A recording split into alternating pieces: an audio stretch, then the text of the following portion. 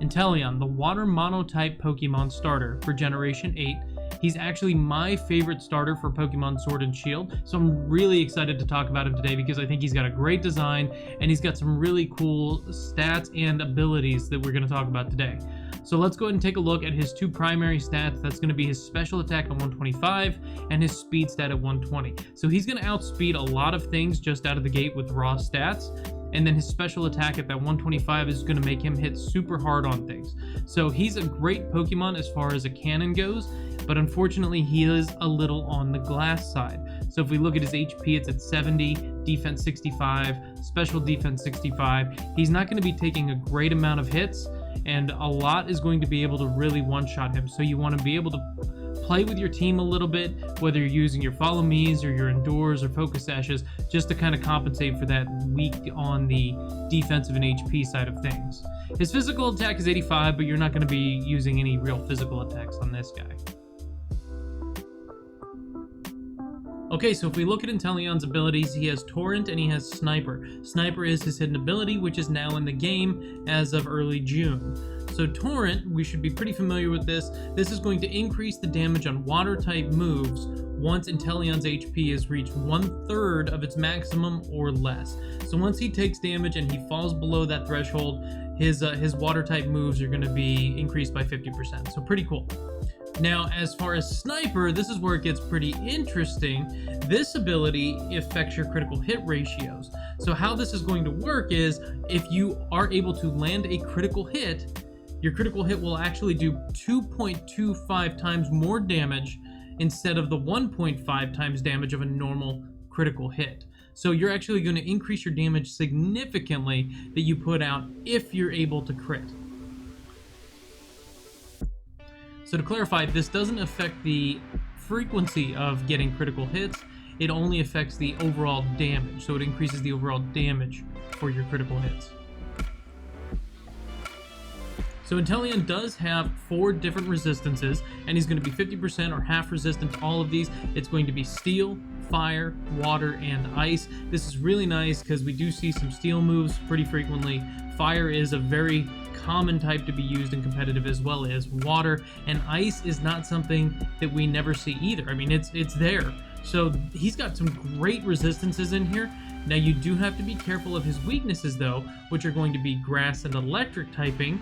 And we do see electric moves pretty frequently, and grass Pokemon are prevalent, especially now with Rillaboom getting his hidden ability and his Gmax soon. We're probably going to start seeing even more Rillabooms and some other Pokemon for grassy terrain filtering in. So just keep in mind his 2 big weaknesses. Other than that, he's got great resistances. Hey guys, if you're liking this video or it's helping you at all, please feel free to drop a like and subscribe. It definitely helps the channel out. Also, feel free to come by the Twitch channel where we do mostly Pokemon Monday, Wednesday, Friday, Saturday, and Sunday. Lots of raids, shiny hunting, battles, you name it. But let's go ahead and get back to the rest of the video. So as of mid-June, we are going to have access to the Gmax gene for Inteleon, which gives us our Gmax Hydro Snipe ability.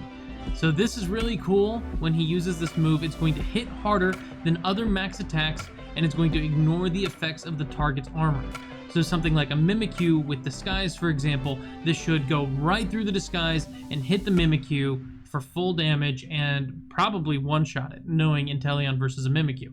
So this is pretty cool, and I cannot wait to be using this. This is going to be kind of a game changer for a lot of the Gmax and how it works, and it definitely boosts Inteleon's usefulness in competitive.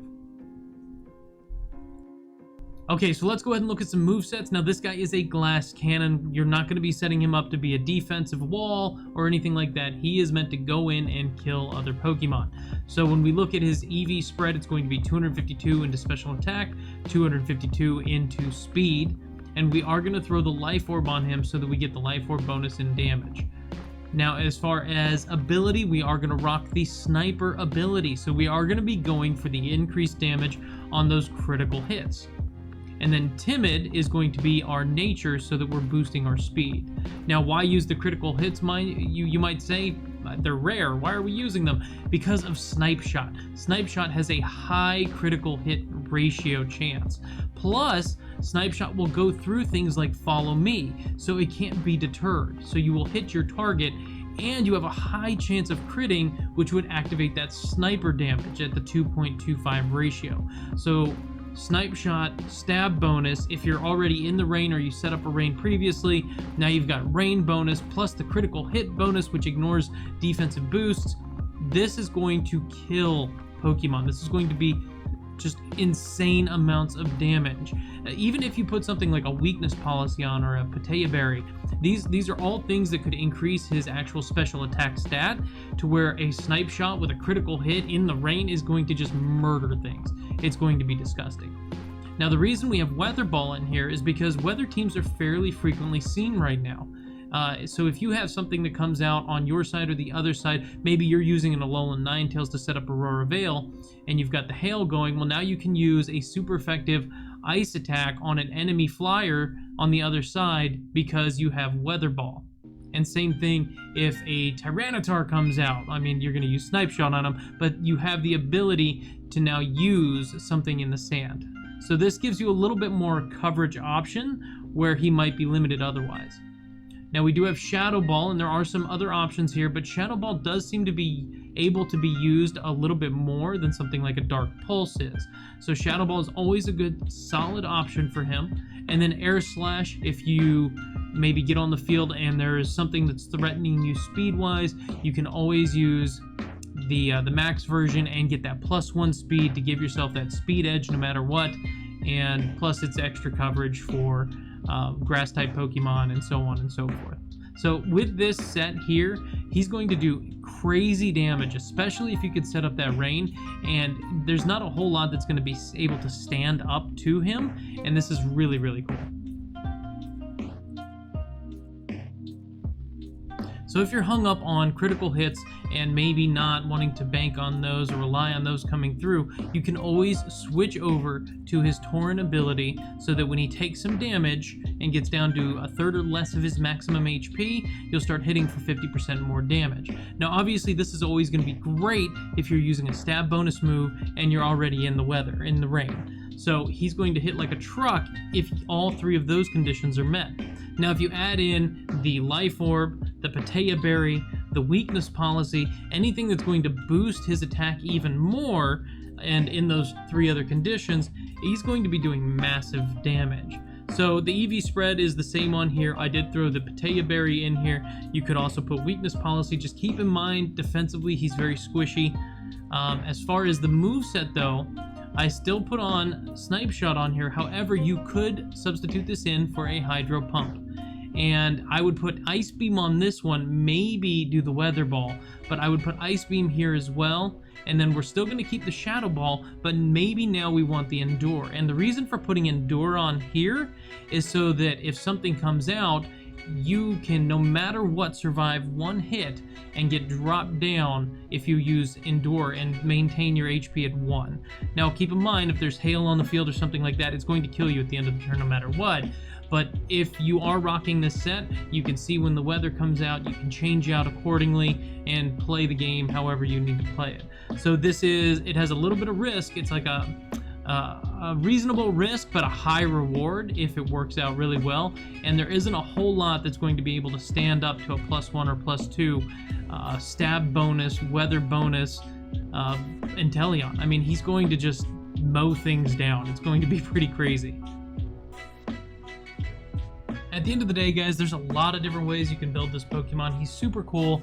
I really like his ability. It's different, and I think it just adds a little extra flavor to the game. And he's got some great moves. I mean, Snipe Shot alone is awesome.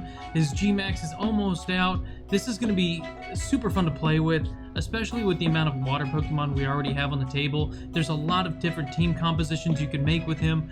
I'm really excited to see what's going to come of this Pokemon, and he's super cool. Which leads me to the next thing. If you have an Inteleon that you really like, a build that you think is awesome and you want to share, please put it down in the comments. I'd love to see it. I try to respond to every comment, or feel free to come by the Twitch channel. We do battles all the time. I'd love to talk about your Inteleon build, suggestions you might have, some things that you've seen.